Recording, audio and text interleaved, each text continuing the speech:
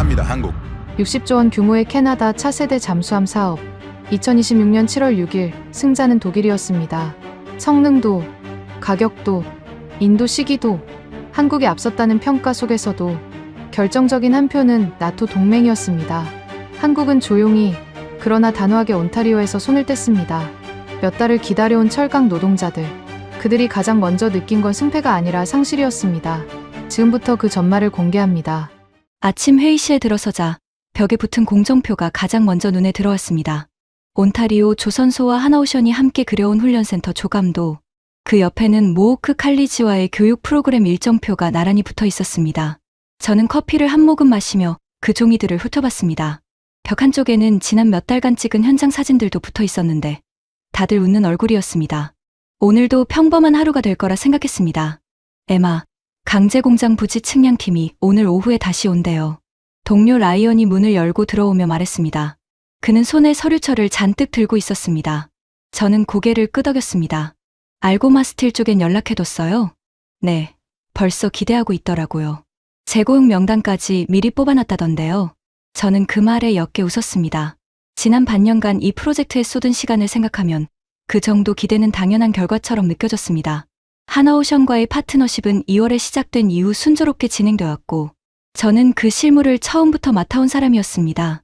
서명식 날 악수를 나누던 순간이 아직도 생생했습니다. 사무실 창밖으로는 온타리오의 잔잔한 물결이 보였습니다. 그 너머로 오래된 제철소 굴뚝이 서 있었습니다. 몇 년 전만 해도 저 굴뚝에서 연기가 끊이지 않았는데 미국의 관세 조치와 전기로 전원 여파로 지역 철강 노동자 1000명 가까이가 일자리를 잃은 뒤로는 그 풍경이 유독 쓸쓸하게 느껴지곤 했습니다.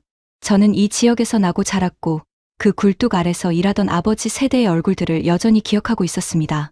대학을 졸업하고 이 경제협력 부서에서 일하기 시작한 지 어느덧 8해째였고 그동안 크고 작은 투자 유치 프로젝트를 맡아왔지만 이번 하나오션 것만큼 지역 전체가 기대에 부풀었던 적은 없었습니다. 하나오션의 이번 투자 계획은 그 빈자리를 채울 몇 안 되는 희망이었습니다. 구조용 강제 공장에 3억 4,500만 캐나다 달러, 우리 돈으로 환산하면 5천억 원이 넘는 규모였고 그 계획이 시연되면 수백 명이 다시 일자리를 얻을 수 있었습니다. 저는 이 프로젝트를 처음 제안받았을 때부터 지금까지 단 하루도 마음 편히 쉰 적이 없을 만큼 매달려왔습니다. 라이언이 다시 입을 열었습니다. 그런데 에마, 다음 주에 캐나다 차세대 잠수함 사업 최종 결과 발표 있다면서요. 그거랑 우리 프로젝트랑은 상관없는 거죠? 저는 잠깐 멈칫했습니다. 사실 완전히 무관하다고는 할 수 없었습니다. 하나오션의 온타리오 투자는 애초에 잠수함 사업 수주를 전제로 설계된 패키지의 일부였으니까요. 하지만 저는 그 걱정을 굳이 입 밖으로 꺼내고 싶지 않았습니다. 뉴스에서는 하나오션과 독일 티센크루프 마린 시스템이 초접전을 벌이고 있다는 보도가 매주 쏟아지고 있었지만 저는 애써 그 소식들과 거리를 두려 했습니다. 우리 프로젝트는 우리 프로젝트예요. 별개로 봐야죠. 저는 그렇게 대답하며 다시 공정표로 시선을 돌렸습니다. 라이언은 완전히 납득한 표정은 아니었지만 더 캐묻지 않고 자리로 돌아갔습니다. 그날 오후 측량팀이 도착했고 모든 일정은 계획대로 흘러가고 있었습니다. 저는 부지 경계를 표시하는 깃발들이 하나씩 꽂히는 모습을 지켜보며 이 자리에 곧 세워질 공장 건물을 머릿속으로 그려봤습니다. 알고마 스틸에서 나온 담당자는 벌써 채용 공고 초안까지 준비해왔다며 다음 달이면 첫 채용 설명회를 열 수 있을 것 같다고 들뜬 목소리로 말했습니다. 저는 그 익숙한 풍경 속에서 다가올 며칠이 얼마나 다르게 흘러갈지 전혀 예상하지 못했습니다. 측량 작업이 끝나갈 무렵 저는 현장 한쪽에서 낯익은 얼굴을 발견했습니다. 대릭이었습니다. 몇 달 전 철강 공장 구조조정 때 일자리를 잃은 사람 중 하나였고 요즘은 재고용 설명회 소식을 들을 때마다 가장 먼저 문에 전화를 걸어오는 사람이기도 했습니다. 안전모를 쓰고 측량팀 옆에 서 있는 그의 모습이 마치 이 자리를 지키러 온 사람처럼 보였습니다. 에마, 여기 정말 공장이 들어서는 겁니까? 대릭이 안전모를 고쳤으며 물었습니다. 그의 목소리에는 기대와 조심스러움이 동시에 섞여 있었습니다. 저는 웃으며 대답했습니다. 측량까지 시작했잖아요. 계획대로면 내년 초에는 착공할 수 있을 거예요. 대릭은 고개를 끄덕이면서도 완전히 마음을 놓지 못하는 표정이었습니다. 그는 잠시 발밑에 흙을 내려다보다가 다시 고개를 들었습니다. 저희 같은 사람들은 이런 얘기를 하도 많이 들어서요. 좋은 소식이다 싶으면 꼭 어디선가 틀어지더라고요. 저 굴뚝도 한때는 절대 멈추지 않을 거라고 다들 그랬거든요. 저는 그 말에 뭐라고 답해야 할지 잠시 망설였습니다. 대리근 웃으며 다시 말을 이었습니다. 에마, 씨를 못 믿는 건 아니에요. 그냥 저희는 늘 이런 계약 뒤에 저희가 모르는 다른 변수가 있다는 걸 이제는 아니까요. 몇 년 전에도 비슷한 투자 얘기가 있었는데 서명 직전에 본사 사정으로 통째로 엎어진 적이 있었거든요. 저는 그 말이 단순한 넋두리처럼 들렸지만 어딘가 마음 한켠에 걸렸습니다. 대리근 제 표정을 살피더니 미안한 듯 손을 저었습니다. 아, 오해하지는 마세요. 그냥 오래 이 동네 살면서 생긴 버릇 같은 거예요. 대리기 다시 작업 쪽으로 돌아간 뒤 저는 잠시 그 자리에 서서 굴뚝을 올려다봤습니다. 하늘은 맑았고 굴뚝 위로 구름 몇 조각이 천천히 흘러가고 있었습니다. 사무실로 돌아오는 길에 라이언이 차 안에서 물었습니다. 대리가 아저씨가 뭐래요? 기대는 되는데 불안하다고 하네요. 저희가 모르는 변수가 있을까 봐요. 라이언이 잠깐 침묵하다가 말했습니다. 솔직히 저도 가끔 그 생각 들어요. 이 프로젝트 우리 힘으로 완전히 통제할 수 있는 건 아니잖아요. 본사 사정이든 다른 나라 정치 상황이든 저희가 어떻게 할 수 없는 부분들이 너무 많으니까요. 저는 창밖을 보며 대답했습니다. 우리가 잘 준비해두면 어떤 변수가 와도 버틸 수 있을 거예요. 말은 그렇게 했지만 저 역시 완전히 확신하지는 못하고 있었습니다. 창밖으로 스쳐가는 낡은 공장 건물들을 보며 저는 대리의 말을 계속 곱씹었습니다. 저희가 모르는 다른 변수. 그 말이 유독 오래 귓가에 남았습니다. 사무실에 도착해 컴퓨터를 켜자 뉴스 알림 하나가 화면 구석에 떠 있었습니다. 캐나다 차세대 잠수함 사업 최종 발표가 예상보다 앞당겨질 수 있다는 소식이었습니다. 저는 그 알림을 잠깐 바라보다가 창을 닫고 다시 공정표 파일을 열었습니다. 화면 속 훈련센터 조감도가 여전히 반듯하게 떠 있었고 그 옆에는 다음 주로 예정된 채용 설명회 초안이 나란히 정리돼 있었습니다. 저는 마우스를 쥔 채 잠시 그 화면을 바라봤습니다. 대리의 말과 라이언의 말이 번갈아 머릿속을 스쳤습니다. 저희가 모르는 변수. 우리 힘으로 완전히 통제할 수 있는 게 아니다. 저는 고개를 저으며 그 생각들을 애써 밀어냈습니다. 지금까지 이 프로젝트는 단 한 번도 어긋난 적이 없었으니까요. 다음 날 아침, 저는 부서 전체 회의에 참석했습니다. 안건은 명목상 훈련센터 착공 일정 조율이었지만 회의 시작부터 다들 자연스럽게 잠수함 사업 얘기를 꺼내고 있었습니다. 회의실 안화면에는 이미 관련 기사 몇 개가 띄워져 있었습니다. 부서장 폴이 회의를 시작하며 말했습니다. 다들 알다시피 우리 프로젝트는 하나오션의 캐나다 진출 전략과 맞물려 있습니다. 그리고 그 전략의 핵심은 잠수함 사업 수주 여부고요. 저는 그 말을 들으며 새삼 우리 프로젝트의 구조를 다시 떠올렸습니다. 하나오션이 캐나다에 강제 공장과 훈련센터를 짓겠다고 나선 건 단순한 자선 사업이 아니었습니다. 잠수함 사업을 수주하면 이후 30년에 걸친 유지보수 물량까지 확보하게 되고 그 물량을 처리하려면 현지 인력과 생산 기반이 필요했습니다. 우리 지역이 그 기반이 되기로 한 거였죠. 처음 이 구조를 설명받았을 때 저는 그것이 단순한 투자 유치가 아니라 지역의 미래를 통째로 바꿀 기회라고 느꼈습니다. 폴이 화면에 자료를 띄웠습니다. 60조 원 규모의 사업, 최대 12척의 잠수함 도입, 그리고 하나오션의 실제 실적으로 내세운 장보고 III, 배치 II, 잠수함의 사진이 떠 있었습니다. 캐나다 해군이 1960년대 냉전기 이후 신형 잠수함을 도입한 적이 없다는 설명도 함께였습니다. 지금 보유한 낡은 잠수함 대부분은 정비 문제로 작전에 투입되지 못하는 상태라고 했습니다. 이번 사업이 그래서 더 중요한 거예요. 캐나다 해군 입장에서는 몇십 년 만에 전력 공백을 메우는 사업이니까요. 폴의 설명에 회의실 안 분위기가 조금 더 진지해졌습니다. 한국 잠수함은 실제로 자국 해군에 배치돼서 검증된 모델이에요. 게다가 인도 시기도 2032년으로 독일 쪽보다 빠르다고 하더군요. 동료 하나가 말했습니다. 폴이 고개를 끄덕이며 덧붙였습니다. 가격 경쟁력도 있고 실전 배치 실적도 있고 업계에서는 한국이 유리하다는 얘기도 나왔었죠. 게다가 지난 5월에는 캐나다 대표단이 직접 거제, 조선소를 방문해서 잠수함을 시찰하기도 했고요. 저는 그 말에 조금 안도했습니다. 성능과 실적, 가격까지 모두 우리 쪽에 유리한 조건이라면 저희 프로젝트도 자연스럽게 순항할 거라 생각했습니다. 하지만 폴은 곧이어 다른 이야기를 꺼냈습니다. 문제는 이 사업이 단순한 성능 비교로 끝나지 않는다는 거예요. 독일은 노르웨이와 손잡고 나토 동맹국 간의 상호 운용성을 내세우고 있고 우리 정부도 최근 미국 의존을 줄이고 유럽 쪽과 안보 협력을 강화하려는 기조가 있으니까요. 회의실 안에 잠깐 침묵이 흘렀습니다.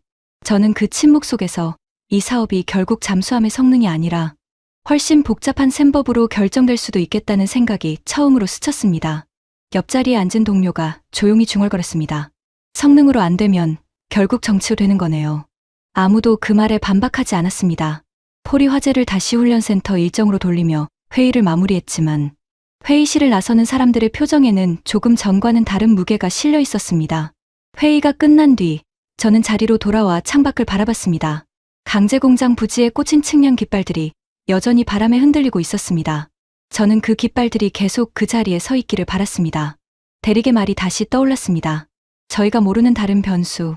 이제야 그 변수의 실체가 조금씩 보이는 것 같았습니다. 7월 6일 아침, 저는 여느 때처럼 사무실에 도착해 컴퓨터를 켰습니다. 커피를 내리며 오늘 있을 채용 설명회 준비 사항을 머릿속으로 정리하고 있었습니다. 그런데 화면이 뜨자마자 메신저 창에 여러 개의 알림이 한꺼번에 떠 있는 걸 보고 심장이 철렁했습니다. 라이언, 폴, 그리고 몇몇 동료들이 같은 링크를 서로에게 보내고 있었습니다. 에마, 이거 봤어요? 라이언의 메시지였습니다. 저는 떨리는 손으로 링크를 눌렀습니다. 캐나다 정부가 차세대 잠수함 사업 우선 협상 대상자로 독일 티센크루프 마린 시스템을 선정했다는 속보였습니다. 저는 화면을 몇 번이고 다시 읽었습니다. 우선 협상 대상자. 그러니까 하나오션이 아니라 독일이 선택됐다는 뜻이었습니다. 손끝이 차가워지는 걸 느꼈습니다. 어제까지만 해도 성능도, 가격도, 인도 시기도 우리 쪽이 유리하다고 이야기했던 게 불과 하루 전이었습니다. 사무실 안이 순식간에 술렁이기 시작했습니다. 다들 자리에서 일어나 서로의 모니터를 확인하고 있었습니다. 누군가는 전화를 붙잡고 다급하게 통화하고 있었고 또 다른 누군가는 그저 멍하니 화면만 바라보고 있었습니다. 폴이 급히 회의실 문을 열고 나오며 소리쳤습니다. 다들 모여봐요. 지금 상황 파악부터 합시다. 저는 자리에서 일어나면서도 다리에 힘이 잘 들어가지 않았습니다. 회의실로 향하는 짧은 복도가 그날따라 유독 길게 느껴졌습니다. 복도를 지나며 창밖으로 보이는 강제공장 부지가 평소와 다름없이 고요하다는 사실이 오히려 더 낯설게 느껴졌습니다. 회의실에 모인 사람들의 얼굴은 다들 창백했습니다. 폴이 화면에 기사를 띄우며 말했습니다. 마크 카니 총리가 직접 발표했답니다. 나토 상호운용성이 결정적이었다는 분석이 나오고 있어요. 독일은 노르웨이랑 24척 규모의 나토 북극해 공동함대 프로젝트까지 제시했다고 하네요. 누군가 낮은 목소리로 물었습니다. 그럼 우리가 준비한 강제 공급 계획이랑 재고용 계획은 어떻게 되는 겁니까? 폴은 그 질문에 바로 답하지 못했습니다. 저는 손을 들어 다시 물었습니다. 그럼 우리 프로젝트는요? 이건 잠수함 사업이 얘기지 우리 강제공장이나 훈련센터 얘기는 아니잖아요. 폴은 잠시 대답을 망설이다가 입을 열었습니다. 공식 입장은 아직 없어요.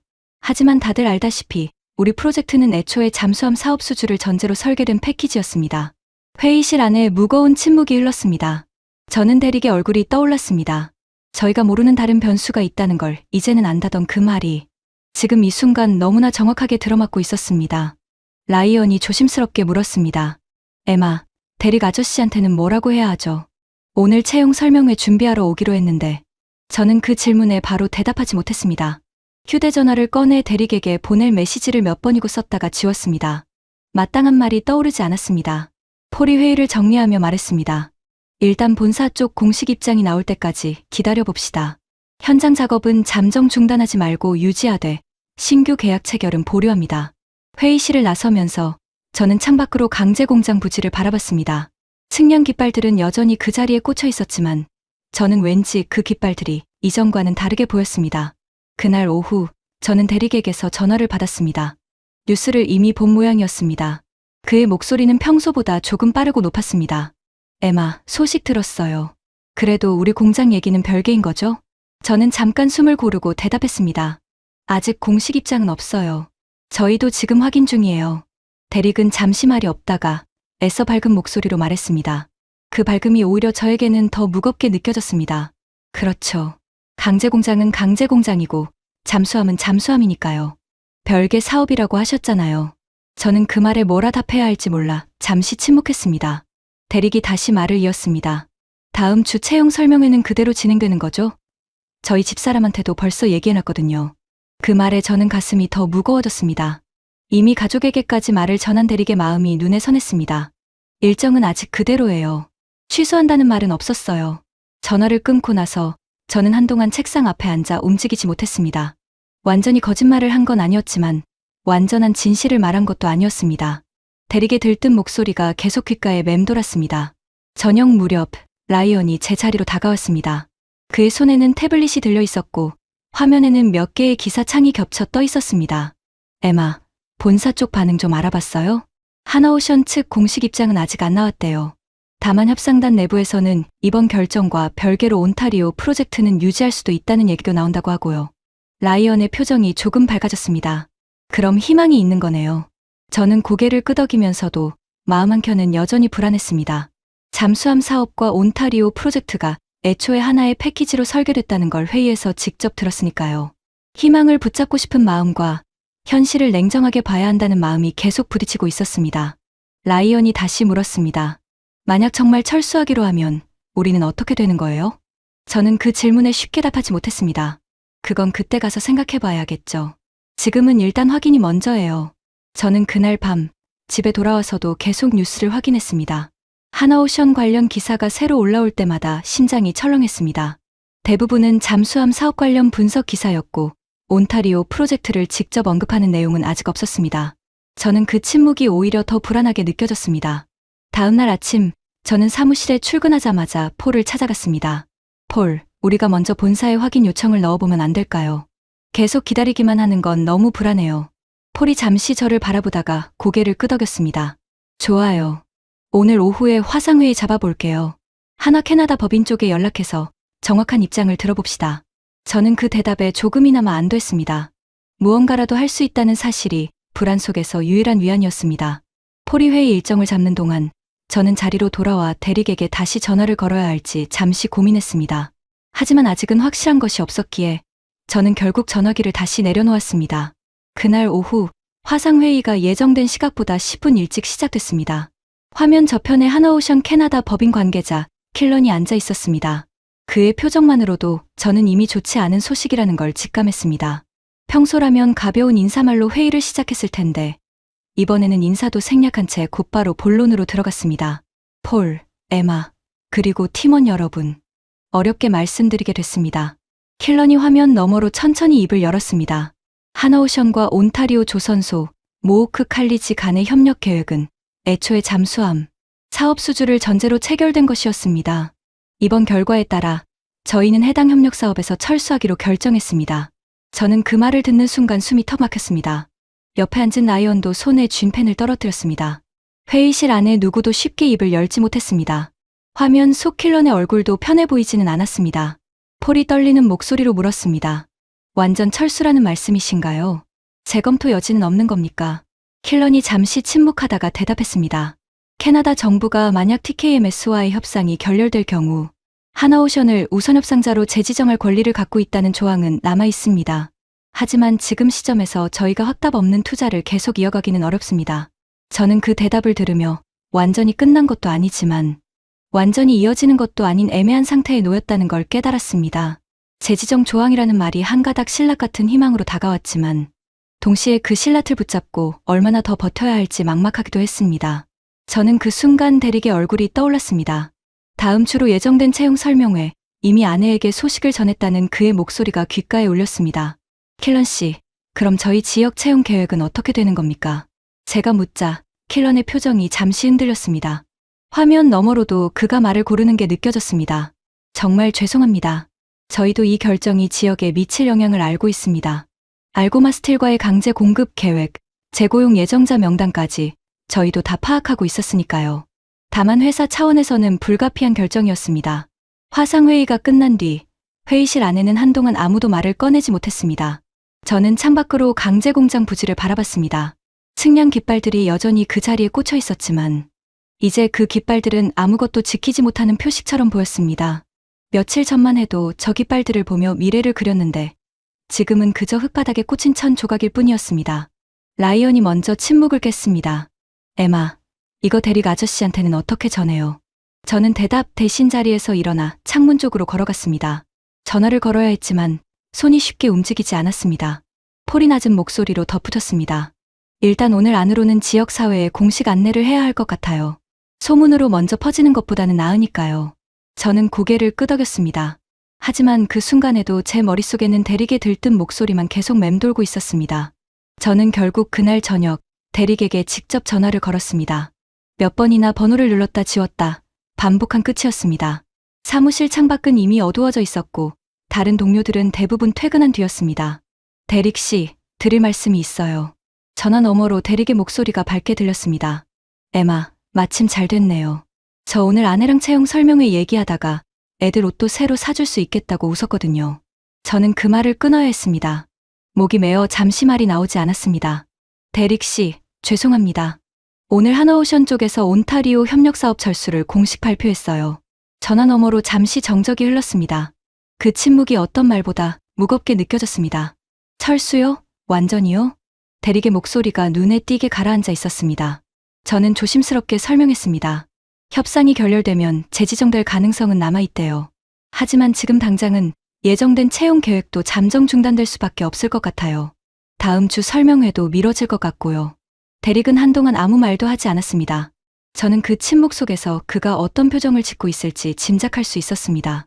저희 집사람이 벌써 애들한테 얘기했거든요. 아빠 다시 회사 다니게 될 거라고요. 큰애가 좋아하면서 친구들한테도 자랑했다던데.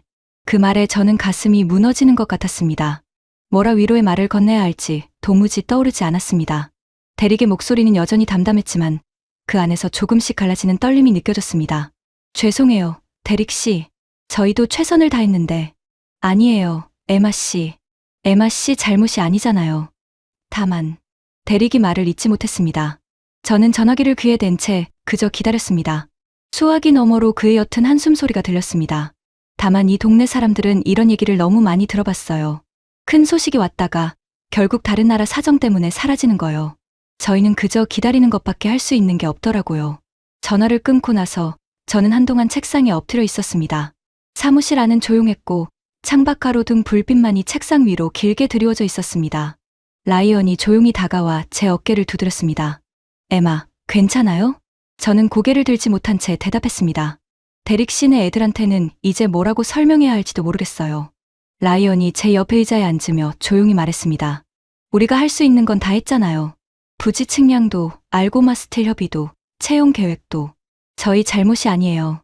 저는 고개를 끄덕였지만 마음은 쉽게 가벼워지지 않았습니다. 머리로는 알겠는데 마음이 그렇게 안 움직이네요.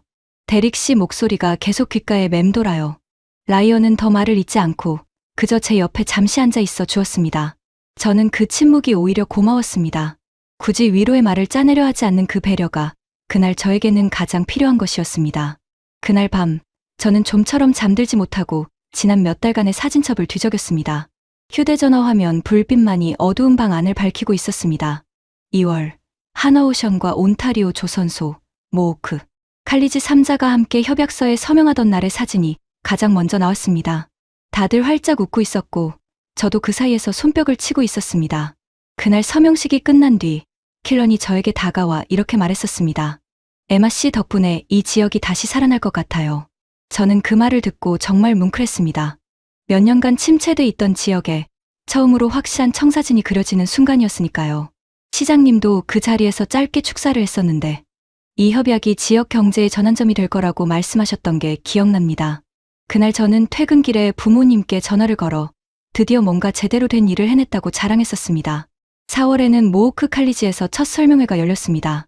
조선 관련 학과 학생들이 예상보다 훨씬 많이 몰려서 강당 자리가 부족할 정도였습니다. 저는 그날 학생들의 눈빛을 아직도 기억합니다.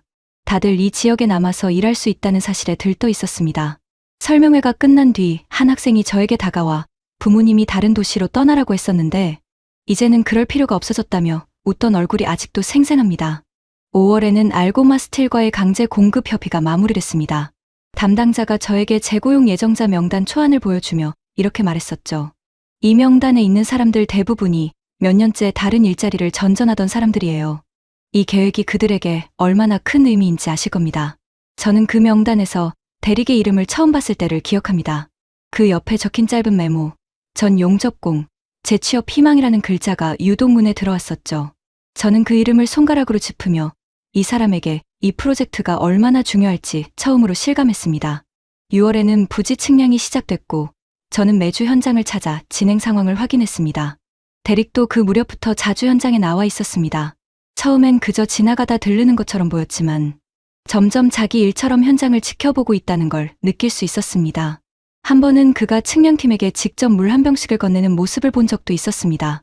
사진첩의 마지막 장에는 며칠 전 측량팀과 함께 찍은 사진이 있었습니다. 대릭이 활짝 웃으며 안전모를 들어 보이는 모습이었습니다. 저는 그 사진을 한참 바라보다가 결국 눈물이 났습니다. 사진 속 대릭의 웃음이 며칠 전만 해도 그렇게 자연스러웠는데 이제는 다시 볼 수 없을지도 모른다는 생각이 들었습니다. 저는 사진첩을 넘기던 손을 멈추고 휴대전화 화면을 껐습니다. 어두운 방 안에서 지난 몇 달간의 모든 순간들이 마치 다른 사람의 기억처럼 아득하게 느껴졌습니다. 이 모든 순간들이 하루아침에 무너질 수 있다는 걸 그때는 몰랐습니다. 다음 날 아침, 저는 출근하자마자 지역 라디오에서 흘러나오는 뉴스에 손을 멈췄습니다. 캐나다 공영방송 CBC가 온타리오 협력사업 철수 소식을 보도하고 있었습니다. 커피잔을 든 채로 저는 그 자리에 얼어붙은 듯 서 있었습니다. 하나오션이 캐나다 해군 차세대 잠수함 사업 수주를 전제로 추진했던 온타리오주 해양산업 협력 프로젝트를 중단한다고 밝혔습니다. 온타리오 조선소 측은 하나의 참여, 요청 이전부터 있던 모호크 칼리지와의 파트너십은 유지하겠다고 밝혔지만 강제공장 건립을 비롯한 대규모 투자 계획은 사실상 무산된 것으로 보입니다. 앵커의 목소리가 사무실 라디오를 타고 담담하게 흘러나왔습니다. 저는 그 문장을 들으며 어제 회의실에서 들었던 말이 이제 공식적인 뉴스가 되어 지역 전체에 퍼지고 있다는 걸 실감했습니다. 라이언이 제 옆으로 다가와 휴대전화 화면을 보여줬습니다. 그의 손이 살짝 떨리고 있었습니다. 에마, 벌써 댓글이 수백 개 달렸어요. 지역 커뮤니티 게시판에도 난리가 났고요. 화면에는 지역 주민들의 반응이 쏟아지고 있었습니다. 실망한다는 댓글, 화를 내는 댓글, 그리고 이미 예상했다는 냉소적인 댓글까지 다양했습니다. 그중 한 댓글이 유독 눈에 들어왔습니다. 우리 애들 학비 벌게 해준다더니 결국 남 좋은 일만 시킨 거네. 또 다른 댓글에는 이런 말도 있었습니다. 나토가 뭐라고 여기 사는 우리 삶은 안중에도 없나 보다. 저는 그 댓글들을 보며 마음이 무거워졌습니다. 우리가 몇 달간 쌓아온 신뢰가 하루아침에 이런 식으로 무너지고 있다는 게 견디기 힘들었습니다. 오후에는 지역 신문사에서 저에게 인터뷰를 요청해왔습니다. 폴이 저를 대신 응대하겠다고 나섰지만 저는 직접 응하기로 했습니다. 어차피 이 프로젝트를 가장 오래 맡아온 사람이 저였으니까요. 회의실 한켠에 마련된 자리에 앉아 저는 마이크가 켜지기를 기다리며 잠시 숨을 골랐습니다. 기자가 물었습니다. 이번 철수 결정에 대해 실무를 맡으셨던 입장에서 어떻게 생각하십니까? 저는 잠시 생각을 정리한 뒤 대답했습니다. 저희는 이 협력 사업이 지역에 실질적인 도움이 될 거라 믿고 최선을 다해 준비했습니다. 다만 이번 결정이 더 큰 국가 간 사업의 일부였다는 점에서 저희가 통제할 수 있는 범위 밖의 일이었다는 것도 분명히 말씀드리고 싶습니다. 기자가 다시 물었습니다. 지역 주민들, 특히 재고용을 기대했던 분들께 하고 싶은 말씀이 있으신가요? 저는 잠시 말을 고르다가 대답했습니다. 목소리가 흔들리지 않도록 애써야 했습니다. 죄송하다는 말씀밖에 드릴 게 없습니다. 다만 이 문이 완전히 닫힌 건 아니라는 점도 함께 기억해 주셨으면 합니다. 인터뷰가 끝난 뒤 저는 대릭에게서 짧은 메시지를 받았습니다. 뉴스에서 봤어요. 고생하셨어요, 에마 씨. 그 짧은 메시지가 그날 하루 중 유일하게 저를 버티게 해준 말이었습니다. 저는 답장을 쓰려다가 결국 고맙다는 말만 짧게 남겼습니다. 더 긴 말을 하기엔 아직 제 마음도 정리가 되지 않은 상태였습니다. 며칠 뒤 상황은 제가 예상했던 것보다 더 복잡하게 흘러갔습니다. 지역의회에서 이번 사태에 대한 긴급 질의가 열렸다는 소식이 들려왔습니다. 저는 그 소식을 폴을 통해 전해 들었습니다. 사무실 분위기는 여전히 어수선했고 다들 각자의 자리에서 낮은 목소리로 상황을 주고받고 있었습니다. 시의원 몇 명이 이번 철수건으로 주정부에 책임을 묻겠다고 나섰대요. 우리 부서 담당자 출석도 요구했다고 하고요. 폴의 말에 저는 마음이 무거워졌습니다. 지역 사회의 실망이 결국 정치적 책임 공방으로 번지고 있다는 뜻이었습니다. 그날 오후 저는 인터넷 뉴스를 확인하다가 또 다른 기사를 발견했습니다. 독일 티센크루프 마린 시스템 내부 네트워크가 최근 랜섬웨어 공격을 받았다는 내용이었습니다. 해커들이 내부 자료 유출을 주장하며 금전을 요구했고 이 일로 독일 해군 총감이 의회 청문회에 출석해야 했다는 보도였습니다. 기사 말미에는 설계 변경이나 재입찰 가능성도 완전히 배제할 수 없다는 전문가 코멘트도 붙어 있었습니다. 저는 그 기사를 읽으며 묘한 기분이 들었습니다. 우리가 놓친 계약의 상대가 정작 보안 문제로 흔들리고 있다는 사실이었습니다. 만약 이 사업이 정말 성능과 신뢰성만으로 결정됐더라면 지금쯤 상황이 달라졌을지도 모른다는 생각이 스쳤습니다. 라이언이 그 기사를 보고 물었습니다. 이럼 혹시 캐나다 정부도 다시 생각하는 거 아니에요? 저는 고개를 저었습니다. 그렇게 간단한 문제는 아닐 거예요. 이미 발표까지 난 사안이니까요. 며칠 뒤 열린 의회 질의에서 담당 부서 책임자가 출석해 답변하는 장면이 지역 방송을 통해 중계됐습니다. 저는 사무실 휴게실 텔레비전 앞에 라이언과 함께 서서 그 장면을 지켜봤습니다. 의원 한 명이 날카롭게 물었습니다. 지역 경제에 미칠 영향을 사전에 충분히 검토하셨습니까? 온타리오 주민들이 재고용을 기대하며 몇 달을 기다려왔는데 이런 결과가 나올 걸 알고도 진행하신 겁니까? 담당자는 원론적인 답변만 반복했습니다. 국가 안보 사안이었고 지역 영향은 별도로 검토하겠다는 식이었습니다. 저는 그 장면을 지켜보며 누구도 이 문제에 책임지려 하지 않는다는 걸 느꼈습니다. 라이언이 텔레비전 화면을 바라보며 낮게 중얼거렸습니다. 결국 책임지는 사람은 아무도 없네요. 그날 저녁 대리객에서 다시 전화가 왔습니다. 이번엔 목소리에 처음 듣는 종류의 분노가 섞여 있었습니다. 에마 씨, 뉴스 보셨어요? 다들 자기 책임은 아니라고만 하네요. 근데 저희 같은 사람들은 실제로 일자리를 잃었잖아요. 저는 그 말에 아무런 반박도 할 수 없었습니다. 수화기 너머로 대리기 깊은 한숨을 내쉬는 소리가 들렸습니다. 저는 그냥 누구 하나라도 진심으로 미안하다고 말해줬으면 좋겠어요. 정치적인 말 말고요. 저는 목이 메어 잠시 대답하지 못했습니다. 그리고 결국 이렇게 말했습니다. 저는 진심으로 미안해요, 대릭 씨. 그 말은 정치적인 게 아니에요. 전화 너머로 대릭이 짧게 숨을 골랐습니다. 그는 더 이상 화를 내지 않았지만 그렇다고 완전히 마음이 풀린 것 같지도 않았습니다. 그로부터 일주일 뒤 저는 부서 회의에서 공식 통보를 받았습니다. 회의실 분위기는 그 어느 때보다 가라앉아 있었습니다. 폴이 무거운 표정으로 서류를 나눠주며 말했습니다. 본사에서 최종 확인이 왔습니다. 강제공장 부지 매입 계획, 모호크 칼리지 훈련센터 건립 계획, 재고용 프로그램 전부 잠정 중단으로 확정됐습니다. 재개 여부는 캐나다 정부와 TKMS 간 협상 결과에 따라 추후 재검토하겠다는 문구도 포함되어 있었습니다. 저는 그 문서를 받아 들고 한참을 들여다봤습니다. 지난 반년간 제가 쌓아온 모든 것이 종이 한 장으로 정리되어 있었습니다.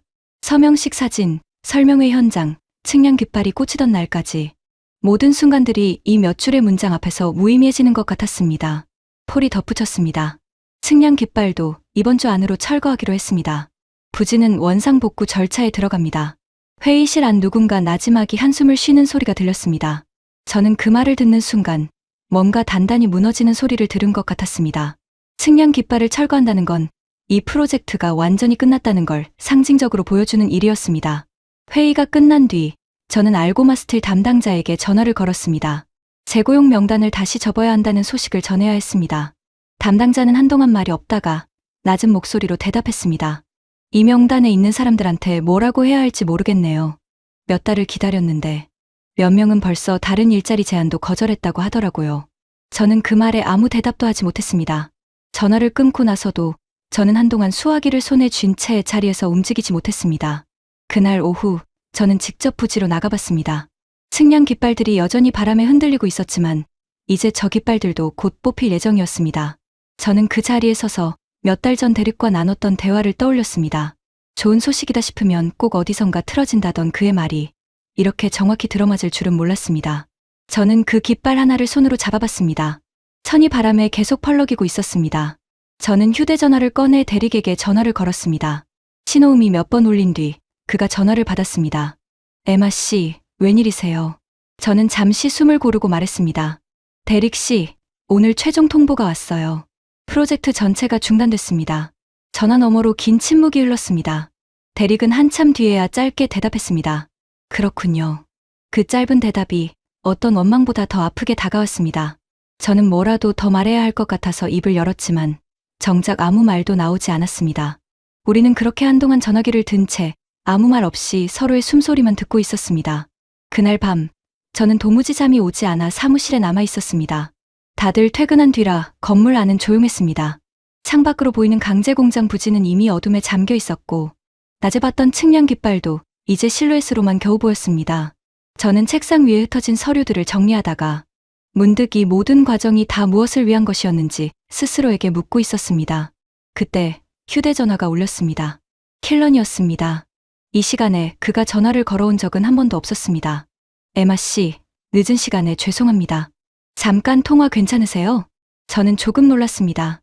회사 입장에서는 이미 철수를 발표한 사안인데 킬런이 개인적으로 연락을 해온 건 처음이었습니다. 네, 괜찮아요. 킬런의 목소리는 평소 업무 통화 때와는 다르게 조심스러웠습니다. 어딘가 지친 기색도 묻어 있었습니다. 저도 이번 결정이 마음이 편하지 않았습니다. 저 역시 이 지역에서 몇 달을 일하면서 여러분과 데릭 씨 같은 분들을 직접 만나왔으니까요. 저는 그 말에 잠시 말을 잇지 못했습니다. 킬런이 데릭의 이름을 직접 언급할 줄은 몰랐습니다. 킬런이 다시 입을 열었습니다. 에마 씨, 혹시 이런 생각 해보신 적 있으세요? 신뢰라는 게 계약서 한 장으로 완성되는 게 아니라는 거요. 저는 조용히 그 말을 곱씹었습니다. 킬런이 말을 이었습니다. 저희 회사가 이번엔 물러났지만 재지정 조항은 여전히 살아있습니다. 그리고 그 조항이 살아있는 이유는 캐나다 정부도 저희 기술과 실적을 완전히 신뢰하지 않는 게 아니라는 뜻이기도 해요. 이번 결정은 성능의 문제가 아니라 훨씬 복잡한 정치적 셈법의 결과였으니까요. 저는 그 말에 반쯤 동의하면서도 반쯤은 여전히 회의적이었습니다. 하지만 킬런 씨, 그 조항이 실제로 쓰일지는 아무도 모르는 거잖아요. 그동안 데릭 씨 같은 사람들은 계속 기다려야 하고요. 킬런은 잠시 침묵하다가 대답했습니다. 맞습니다. 그 부분에 대해서는 저도 드릴 말씀이 없습니다. 다만 이런 종류의 관계는 한 번의 결과로 완전히 끝나지 않는다는 걸 제 경험상 말씀드리고 싶었어요. 신뢰는 서명이 아니라 시간이 지나며 쌓이는 이행으로 증명되는 거니까요. 저희가 이 지역을 잊지 않는다면 언젠가 그 이행을 보여드릴 기회가 다시 올 거라고 생각합니다. 전화를 끊고 나서 저는 한참을 그 말을 곱씹었습니다. 신뢰는 서명이 아니라 이행으로 증명된다. 저는 그 말이 데릭에게도 저 자신에게도 필요한 말이라는 생각이 들었습니다. 지금 당장은 위로가 되지 않을지 몰라도 언젠가 이 시간을 돌아볼 때 의미가 생길지도 모른다는 생각이었습니다. 저는 책상 위에 놓인 재지정 조항 관련 서류를 다시 펼쳤습니다. 이 문이 완전히 닫힌 게 아니라면 저는 그 문을 계속 지켜볼 이유가 있었습니다. 창밖의 어둠 속에서 측량 깃발의 실루엣이 여전히 조용히 서 있었습니다. 다음 날 아침, 저는 평소보다 일찍 출근해서 폴을 찾아갔습니다. 밤새 정리한 생각을 전하고 싶었습니다. 사무실은 아직 텅 비어 있었고 저는 커피도 내리지 않은 채 곧장 폴의 자리로 향했습니다. 폴, 우리가 이대로 완전히 손을 놓을 필요는 없다고 생각해요. 폴이 의아한 표정으로 저를 바라봤습니다. 무슨 말이에요? 재지정 조항이 아직 살아있잖아요. 그리고 킬런 씨 말로는 하나오션도 이 지역을 완전히 잊은 게 아니라고 하더라고요. 저희가 지금 할 수 있는 건 이 관계를 완전히 끊지 않고 유지하는 거예요. 폴이 잠시 생각하다가 물었습니다. 구체적으로 어떻게요? 저는 준비해온 제안을 꺼냈습니다. 강제공장 부지는 원상 복구하더라도 모호크 칼리지 쪽 교육 프로그램 논의는 계속 이어갈 수 있잖아요. 온타리오 조선소도 하나 참여, 이전부터 있던 파트너십은 유지한다고 했고요. 완전한 백지화가 아니라 규모를 줄여서라도 관계를 지속하는 방향으로 가면 어떨까요? 지금 당장 큰 걸 얻지 못하더라도 나중에 재지정 조항이 발동될 때를 대비해서라도요. 폴이 고개를 끄덕이며 말했습니다. 일리 있는 얘기네요. 지역 사회에도 완전히 끝난 게 아니라는 메시지를 줄 수 있고요. 좋아요. 제가 본사 쪽에 이 안건 한번 올려볼게요. 저는 그날 오후 데릭에게 전화를 걸었습니다. 이번엔 나쁜 소식이 아니라 작은 제안을 전하기 위해서였습니다. 전화기를 들면서도 저는 예전처럼 쉽게 들뜬 목소리를 낼 자신은 없었습니다. 데릭 씨, 강제공장은 당장 어렵지만 모호크 칼리지 교육 프로그램은 계속 논의해볼 생각이에요. 완전히 끝난 게 아니에요. 데릭은 잠시 침묵하다가 물었습니다. 그게 정말 가능한 거예요? 확답은 못 드려요. 하지만 저는 이 문을 닫지 않고 계속 두드려볼 생각이에요. 재지정 조항도 아직 살아있고 한화 쪽에서도 이 지역을 완전히 잊은 건 아니라고 했거든요. 전화 너머로 데릭이 짧게 웃는 소리가 들렸습니다. 처음으로 듣는 힘이 조금 들어간 웃음이었습니다. 에마 씨답네요. 그래요. 그럼 저도 기다려볼게요. 대신 이번엔 너무 큰 기대는 안 할게요. 저는 그 말에 안도하면서도 동시에 마음 한켠이 아렸습니다. 데릭이 더 이상 예전처럼 순수하게 기대하지 못한다는 사실이 이번 일이 남긴 상처를 그대로 보여주고 있었습니다. 전화를 끊고 나서 저는 폴에게 돌아가 오늘 나눈 대화를 전했습니다. 폴은 조용히 듣더니 이렇게 말했습니다. 큰 기대는 안 한다는 말이 오히려 더 마음이 쓰이네요. 저는 고개를 끄덕였습니다. 완전한 신뢰를 되찾기까지는 아마 이번 실패보다 훨씬 긴 시간이 필요할 것 같았습니다. 하지만 적어도 오늘은 그 시간을 시작할 수 있는 첫걸음을 뗀 것 같았습니다.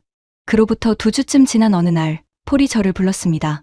표정이 평소와 달리 밝아 보였습니다. 저는 그 표정을 보자마자 뭔가 좋은 소식이라는 걸 직감했습니다.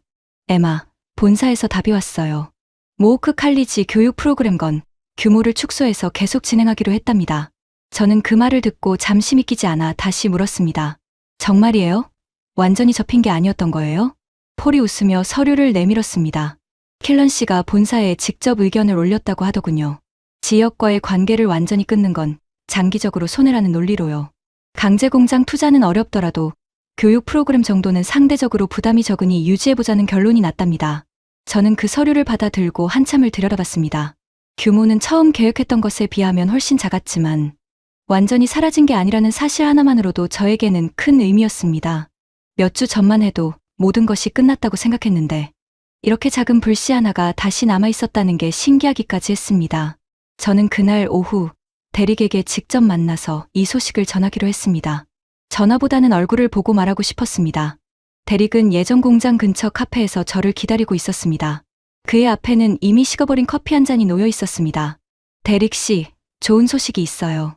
저는 서류를 꺼내 보여주며 설명했습니다. 대릭은 천천히 그 내용을 읽어내려가더니 고개를 들어 저를 바라봤습니다. 그의 눈빛에는 조심스러운 기대와 여전한 경계심이 함께 담겨 있었습니다. 교육 프로그램이라도 다시 시작되는 거네요. 네. 강제공장만큼 크지는 않지만 조선 관련 기술 교육은 계속될 거예요. 그리고 그 문이 열려있는 한 나중에 재지정 조항이 발동되면 이 지역이 다시 중심에 설 가능성도 남아있고요. 대릭은 잠시 말이 없다가 조용히 입을 열었습니다. 에마 씨, 솔직히 저는 이제 큰 기대는 안 하려고 했거든요. 근데 이렇게 다시 찾아와 주시니까 그것만으로도 고맙네요. 저는 그 말에 눈시울이 붉어지는 걸 느꼈습니다. 큰 성과라고 할 수는 없었지만 대릭의 그 한마디가 지난 몇 주간의 노력을 보상해주는 것 같았습니다. 이번엔 약속드릴게요. 무슨 일이 생기면 제일 먼저 대릭 씨한테 알려드리겠다고요. 좋은 소식이든 나쁜 소식이든요. 대릭이 고개를 끄덕이며 웃었습니다. 예전만큼 활짝은 아니었지만 진심이 담긴 웃음이었습니다. 그날 저녁 저는 강제공장 부지를 다시 찾아갔습니다. 측량 깃발은 이미 철거되고 없었지만 그 자리에 흙바닥만 남아있는 풍경이 이상하게도 예전처럼 쓸쓸하게 느껴지지 않았습니다. 언젠가 다시 저 자리에 깃발이 꽂힐 수도 있다는 생각이 오늘만큼은 허황되게 느껴지지 않았습니다. 몇 달이 지난 지금 저는 여전히 같은 사무실에서 일하고 있습니다.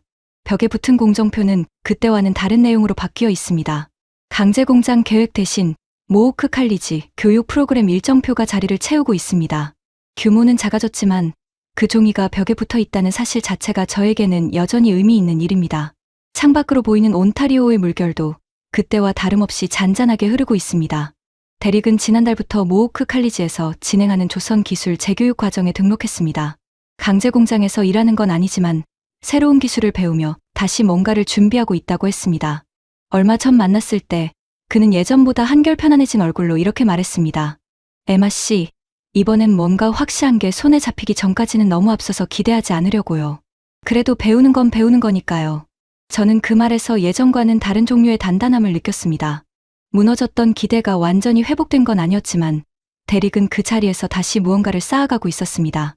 캐나다와 티센크루프 마린 시스템 간의 협상은 여전히 진행 중입니다. 뉴스에서는 이런저런 잡음이 계속 들려오고 있습니다.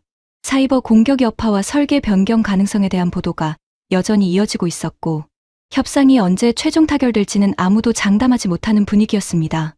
저는 이제 그 뉴스를 예전처럼 불안한 마음으로 지켜보지 않습니다. 결과가 어떻게 나오든 저희가 할 수 있는 몫은 이미 다했다는 걸 알기 때문입니다. 지난주 저는 킬런에게서 짧은 이메일을 받았습니다. 온타리오 지역 상황을 계속 챙겨보고 있다는 내용이었습니다.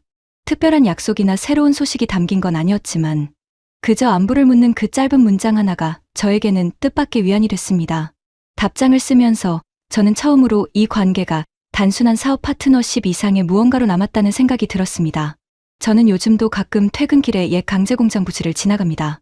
흙바닥만 남은 그 자리를 볼 때마다 저는 몇 달 전의 그 순간들을 떠올립니다.